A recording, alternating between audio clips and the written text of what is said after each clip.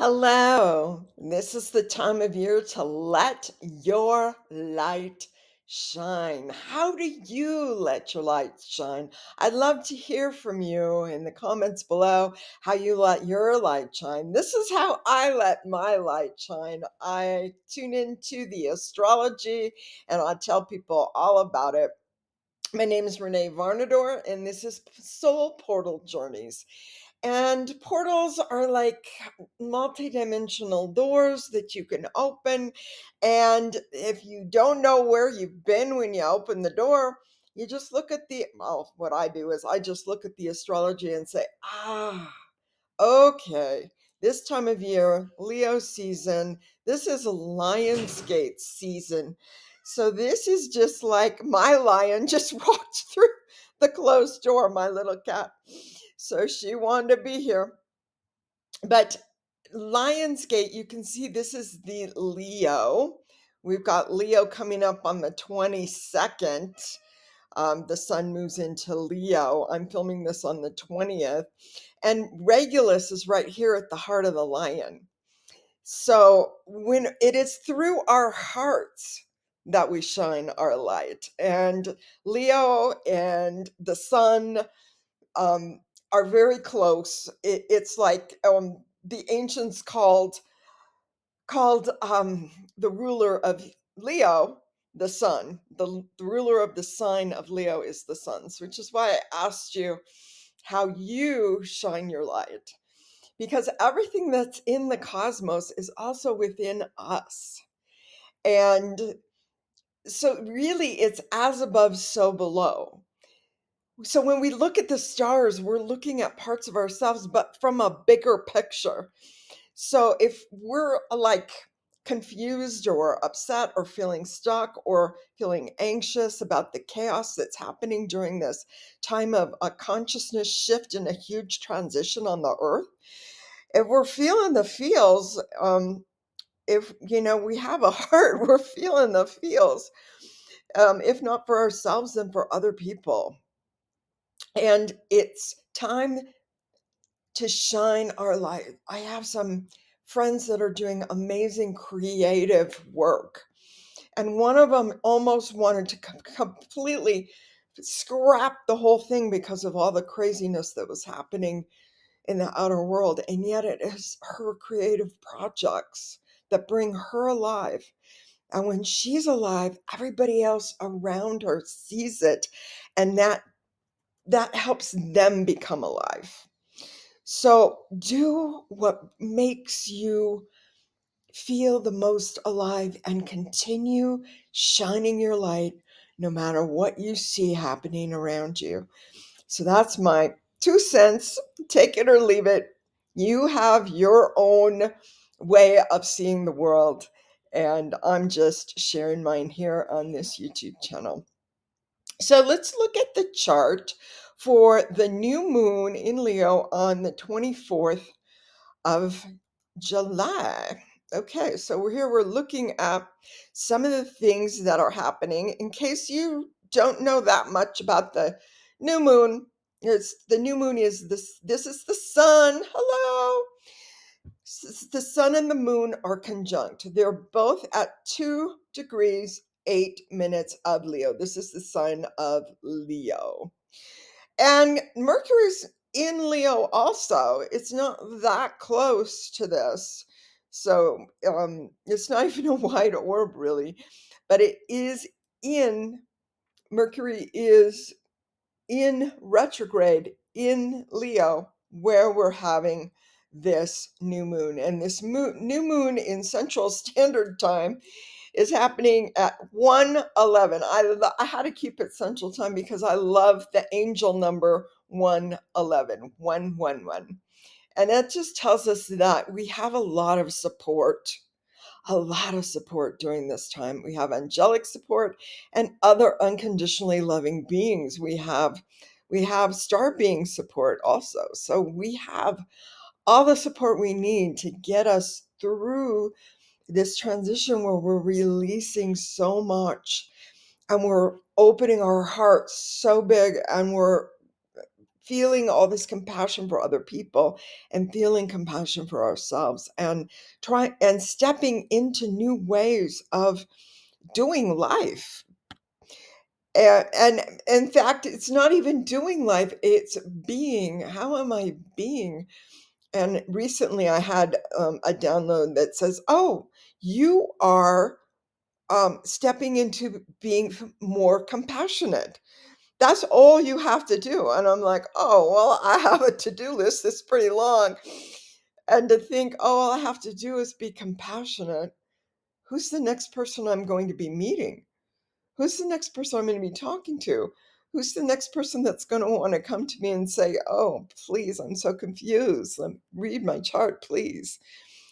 How much I can be compassionate if I know I have a meeting and I'm supposed to be compassionate, I can do it. But it's hard to be compassionate towards myself. It's hard to be compassionate just walking down the street. You think you're off the hook for being compassionate if you're not working.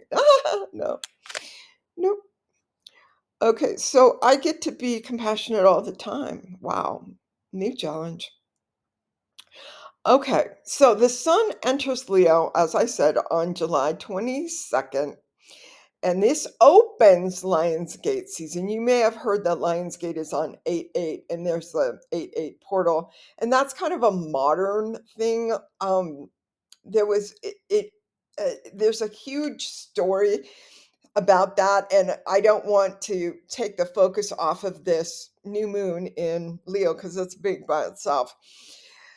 But I'm going to invite you later in this video, stay to the end. I'm going to invite you to a free Lionsgate ceremony. So if you want to hear more about that, stay till the end. Okay, this new moon is also opposite Pluto. Look at that.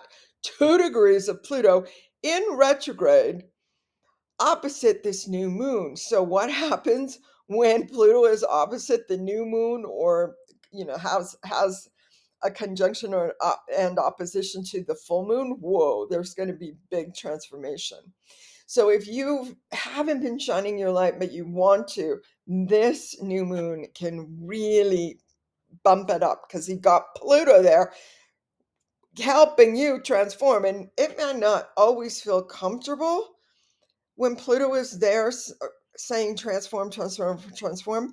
But if you know that that's what's supposed to be happening, then you don't worry about it if you're feeling all like, wah, wah, wah, like all twisted or like all pushed, all like there's this big pressure. For me, you probably experience it differently. But when Pluto's acting up, I just tell my husband, honey, I'm going to go meditate. And he's like, oh, you're going to go sleep? And I go, yeah. And I just like lie down and get as comfortable physically as possible because the emotional pressure gets really intense until I break through with releasing and opening and receiving what is coming next for me. So when I don't resist the transformational power of Pluto and make Pluto my friend and just know, whoop, Pluto's coming. I'm going to meditate. I'm going to journal. I'm going to lie down and get comfortable because it's coming. And if you know it's coming, you can have beautiful compassion for yourself as you go through these emotional upheavals within us. And when we move through them all, the outer world upheavals don't hit us so hard because we've cleared our own stuff. So the more of us that can step into our sovereignty and clear our own stuff, the better we're going to be during this shift in consciousness on this planet. But like I said, we have a lot of help because look at all of these planets that are in these amazing configurations. So I've got this fire trine right here with Leo's a fire sign, and then Lilith is over here in Sagittarius, which is a fire sign. And then over here is Saturn, who's in a fire sign, Aries, along with Neptune. So the fire trine at early degrees all speaks to new vision, new opportunities. So once you're like, okay, Pluto, I'm going to go meditate, or I'm going to go journal, I'm going to go walk in nature, whatever it is you do, you're like, okay, I'm doing it. I'm releasing all this, whatever it was. I don't even care I don't even need to know. All of it's going, and now I'm receiving the new, because we've got this fire trine of vision at this new moon in a couple of days. Use it, because when you're living from a vision, you're shining your light. And when you shine your light, other people want to follow your example. You can't tell people what to do. They won't do it. And then you get all upset with them, and then you don't want to talk to them anymore. But what they're really doing is they're trying to see what you do to shine your light, so that they can shine their light in their own way and claim their own sovereignty. So here is what else is going on. Yeah, then there's some really beautiful two minor trines, a fire trine, a grand fire trine, and two minor trines. Okay, and these minor trines are here with the new moon, like they're busy new moon, with Saturn and Neptune, with Uranus, who just stepped into Gemini. So if like change just hit you upside the head, that's Uranus. If you just got this incredible vision that you're not hearing anybody else talk about and nobody wants it, I'm like, I got this vision when Uranus went into Gemini. I'm like, okay, yeah, I'm going to teach a class on this. And then I'm like, nobody wants this class. Who's going to take this class? Because when you get a Uranus inspiration, sometimes it takes 6 months for everybody else to catch up with it. So, okay, here we go. I'll wait. I'll teach a class later when everybody wants it. So that's that, with Uranus stepping into Gemini at 0 degrees, 2 degrees of the new moon, 1 degree of Saturn, 2 degrees of Neptune. Look at all that. 2 degrees of Pluto, 1 degree of Lilith. Look at this Haumea at 1 degree Sagittarius. Lots of new coming for everybody that is willing to transform and release the old, so that we can have space inside of us for all this new that wants to come to us. How can we receive the new if we haven't cleared out the old? Just a question.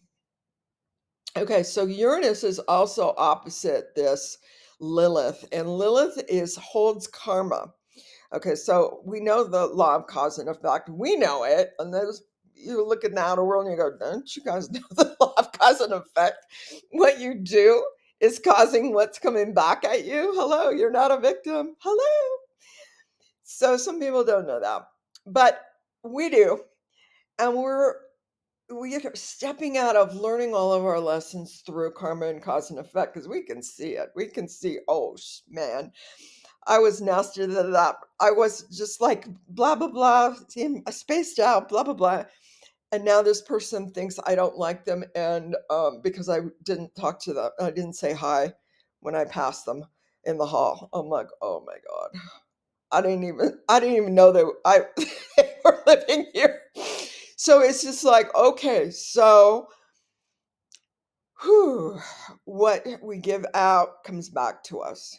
And so I realized I had to be more present to everybody I see and meet, which meant that when I left the house, I couldn't stay in my head and all my thoughts. I had to learn to smile and acknowledge the other human beings. And actually, that's actually wonderful, because I can now this was a couple of years ago, but now I walk through my life just smiling somebody and saying, oh, I see your light shine. I see your heart in your smile. I see you light up when you see me smiling at you.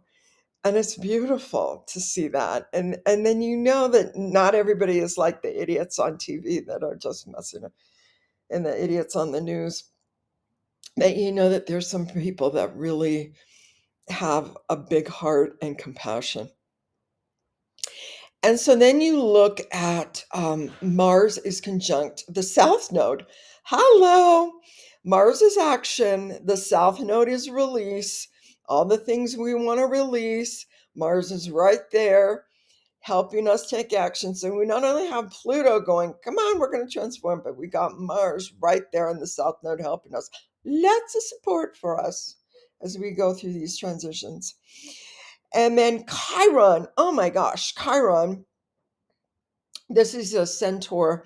A lot of people call Chiron the wounded healer, but it's like there's this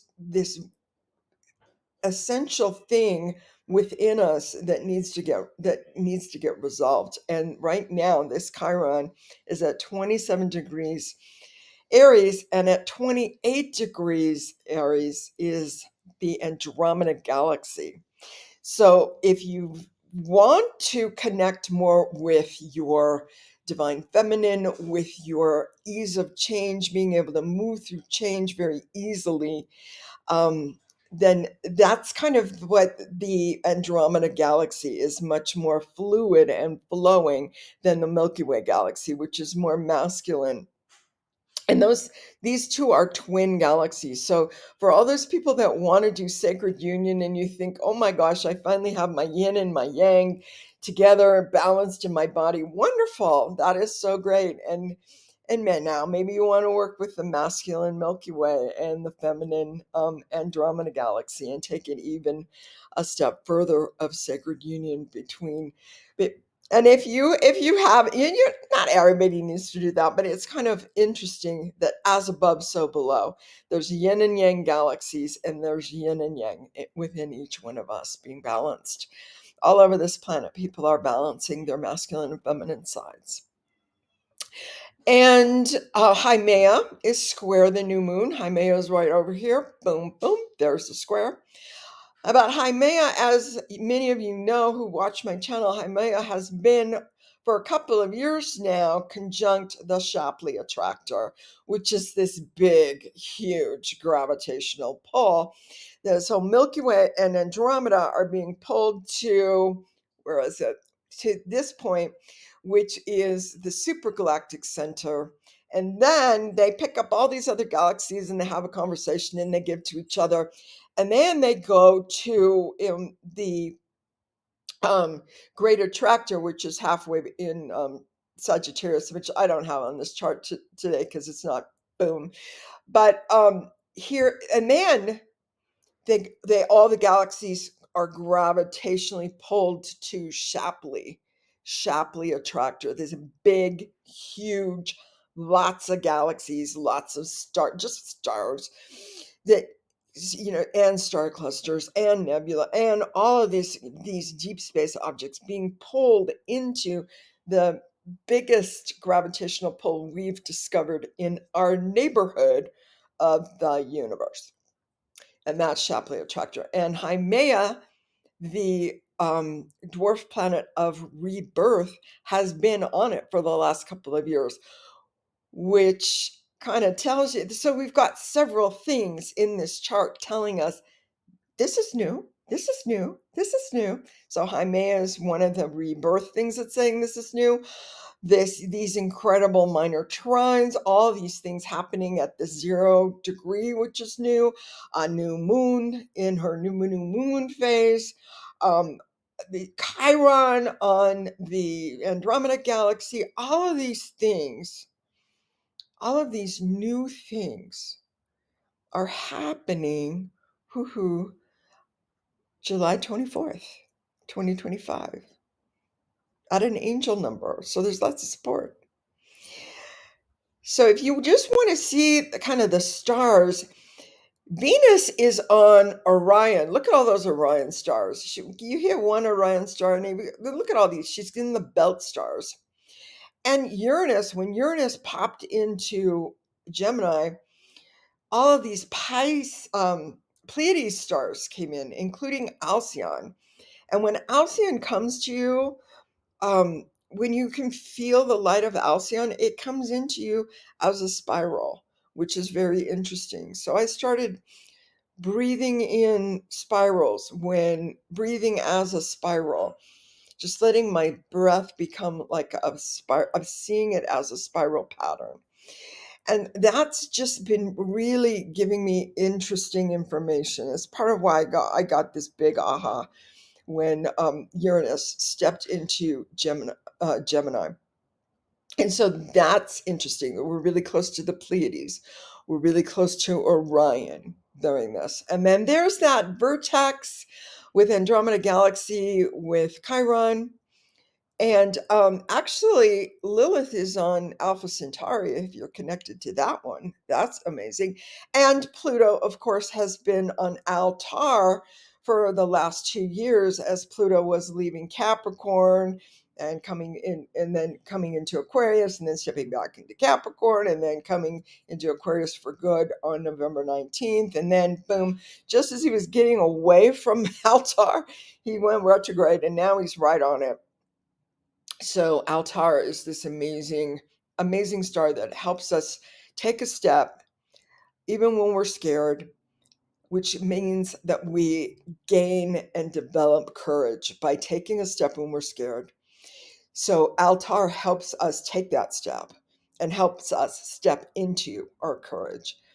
And so with all this new stuff, we can really use Altar right now to step into that courage. And we're looking at the new moon, these two, the newness. So here is the Sabian symbols. Now, Sabian symbols were created by a spiritualist, a spiritual medium named Elsie Wheeler in 1925. And in 1925, she sat down in Balboa Park in San Diego, sat down with an astrologer, Mark Edmund Jones, and he had 360 cards with degrees on them for each degree of the zodiac. And she just touched the card. She didn't read the degree on the back. She just touched each card and she said, for Leo, 2 to 3 degrees, refusal to conform to inappropriate rules. Some of society's constraints are life denying and are to be resisted by those who claim freedom of expression, doing our own thing in our own way. Another way of saying that is to be able to, yeah, people are telling us stuff all around us, and we have to warp ourselves to get a sense of belonging. But who we really belong to is ourselves, and we claim our own sovereignty. So back in 1925, women had really, really beautiful, long hair. And the young women were starting to try to be modern, and they were starting to bob their hair and cut it off. So here's a woman who is, maybe a little older and maybe loves her hair and maybe loves tradition, but she wants to cast it off. She wants to step into the new. So having your hair bobbed in 1925 was stepping into the new era. And so now what we're doing is we're not just cutting our hair. But I mean, for long, beautiful hair is part of a woman's power back before, in the teens, in the 18s, or in the early 19s. 1919, beautiful long hair was a woman's treasure, right? So bobbing your hair is like saying, I reject all of those ways, those old ways that women are valued for their beauty, and I'm going to step into and shine my light and be who I am. I'm going to do things my way.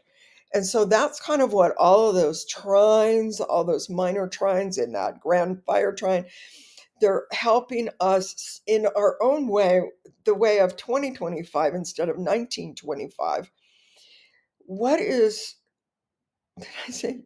Yeah, okay, so 1925 is when Elsie Wheeler and Mark Edmund Jones sat down. I'm not sure I said that right. But this is like this opening into the new. This, what am I going to do that helps me open into the new and shine my light, even though what I'm saying may be really new for people? Okay, now comes my invitations.